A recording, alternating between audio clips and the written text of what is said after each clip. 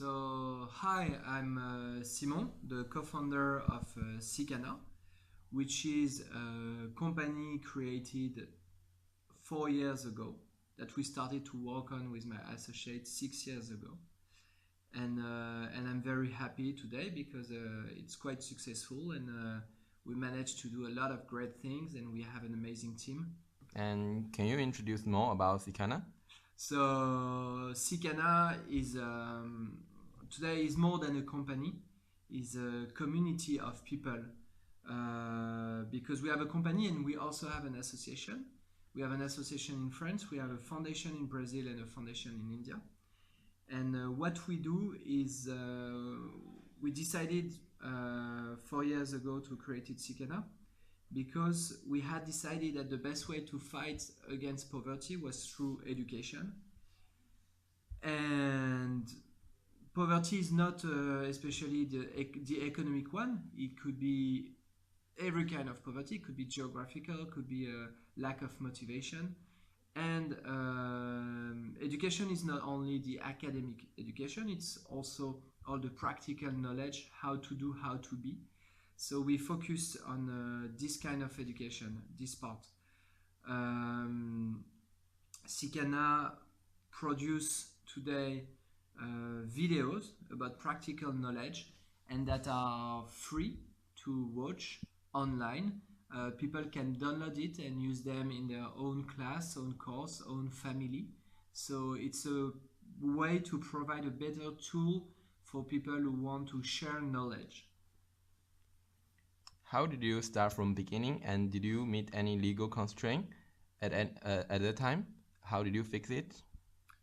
So of course, when we created Sikana, that was quite new. That's something that didn't exist before, that still not really exists today. And we went through a lot of legal issues. We had to discover a way to make it happening because we are not real reference comparing to what we wanted to create. In middle 2012, we were lucky because we joined the community of Réseau Entreprendre and Lille Métropole Innovation. And with that community of entrepreneurs, we get access to a lot of people who could help us on all the legal issues, accounting issues, and everything that we could really created a good base for Sikana. So Réseau Entreprendre help us and we get access to lawyer, to accountant, and we work a lot with them to make a better version and a very nice start for Sikana. We also get a contest in EDHEC teacher and EDHEC facilities to help us to advance in that. We also get a chance to participate to EDHEC Stanford program with my associate. So we've been to Stanford and we had a lot of help there and in France with EDHEC concerning the legal issues and accounting issues and also business plan. And can you explain a little bit about how Sikana operates now? It's both it's an association or a company or both? So at first we were just a company. So that was already quite complicated, especially because our business plan was based on the revenue on YouTube. So it was kind of a Robin Hood business plan. For example, all the revenue we could get from a famous video, for popular video, like how to make a strawberry pie, would help us to make videos like how to create a better way to harvest in Mali or something like that. But the business plan looks good on the paper, but YouTube changed their rules. They changed the way they were sharing the money. And at first it was 15 euro for 1,000 views. And in the end it was from 50 cents to 1 euro for 1,000 views. So our business plan changed a lot considering that issue. And we had to look for a new business plan. So we had to go back to the legal aspect, to the accounting aspect, to all those things. And every time we have to change the business plan, we have to take care of that. That was quite complicated. And after a while, we decided to create an association to make partnership with companies. And partnership that we couldn't do with the company. Why? Because considering our business plan. So what we could do with the company was creating videos, creating programs, showing to the people that we could create something. And then after we had this good base, we could create the association and make the partnership we wanted with big companies. Because big companies, they cannot share their brand easily with another company, especially a very small one. But with an association, it's quite different. So after that, we realized that the business plan has to change. We had to find a way to make partnership, and the best way was to create an association and make partnership with big companies, with big foundations that couldn't share their image easily with small company like ours. So with the association, we could create a partnership with Decathlon, with Kingfisher. We already had a lot of videos, so we could prove them that yes, we could create something with them, and we can share a really nice program concerning their needed with an association. So, can you speak a little bit about the tax refunding policy, about the donating money in an association? Yes, of course. So I was talking, so when I'm talking about the new business plan with an association, of course, it includes the tax exemption.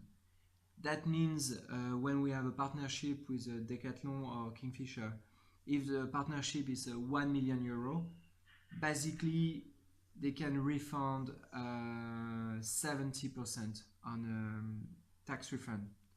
So Kingfisher pays €300,000, and they can refund €700,000 from their taxes. So in the end, that costs them €300,000, and we get 1 million in our pocket. So considering the legal aspect, I have to say that we were very lucky because we were helped from scratch. My associate come from entrepreneur world. I come from video advertising world, so we were complementary. It was completely different from the legal aspect. Luckily, I started my studies in a law school, so I had few basic. I could understand a bit of it, and I still had some friends who work in it. But we are really lucky to get access to really good legal partners with our partnership when we were introduced with Réseau Entreprendre, LMI, EDEC, and today all the people who are helping us in the association. Okay, so what skill do you think an entrepreneur should have? So that's why from the beginning I think an entrepreneur, he can't have all the skills. That's something quite impossible. So the most important skill he should have is to be positive all the time. He has to be careful, of course. Too positive is not good, but he has to be positive all the time because he will have a team with him. He will have a lot of issues through the process of creating a company. It's not easy. It's really harder than what we can think. It's a long process. It's trying to understand a lot of small skills. You have to understand a bit of legal aspect. You have to understand a bit of accounting. You have to understand a bit of managing. You have to. So at the beginning, you have to be a puppet master on all the different aspects of a company, and that can be very tricky. So if you're lucky enough to have a good associate or associates, it's really nice from scratch to share the responsibilities, because it's quite hard to be responsible on everything. And of course, as soon as possible, trying to find people who can manage perfectly and maybe better than you on the different position, the people or legal aspect, economical aspect, partnership aspect. It's not always easy to give up something in the company, but that's very important to do it too. So being a good entrepreneur is understand where we are good and where we need help, and looking for the help all the time, looking for people to help you, because it's something impossible to do it by yourself. Being positive all the time, because it's really complicated. So you have to show that you can keep doing it. You will success. I mean, the success is the most important thing in the end. And you have to learn very fast, because things are improving a lot every day. And you cannot stick to your first idea. You have to evolve all the time with ideas, but sometimes you have to fight for your idea. So that's also something not that easy. So you have to be aware of what is happening around you, and you have to fight all the time for your company. Okay, so the last question is, you are already a very successful entrepreneur in France, but what should we take into consideration when doing entrepreneur in France? Are there any constraints or any cons? You have any think? So being entrepreneur is all that. It's a lot of different things, and all entrepreneurs are very, very different. We can all be the same. That's why having an associate is quite important, I think. And another point is, being entrepreneur might be different in countries, and in France it's not easy at all. People will tell you that it's not easy, that it's as soon as you start, you feeling that nobody will try to help you.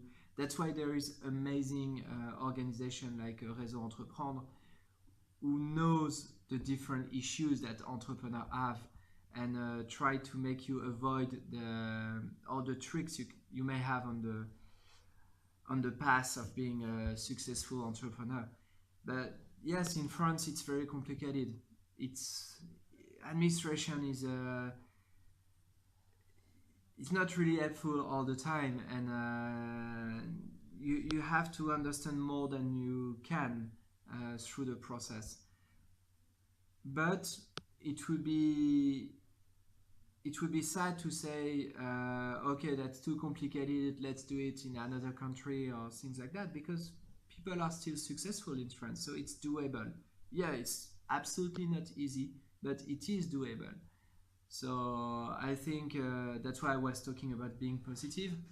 Yes, being an entrepreneur in France must include a lot of positiveness, a lot of aspect of being an entrepreneur in France. It's not easy, of course, but you cannot just focus on that part. You have to focus on all the rest.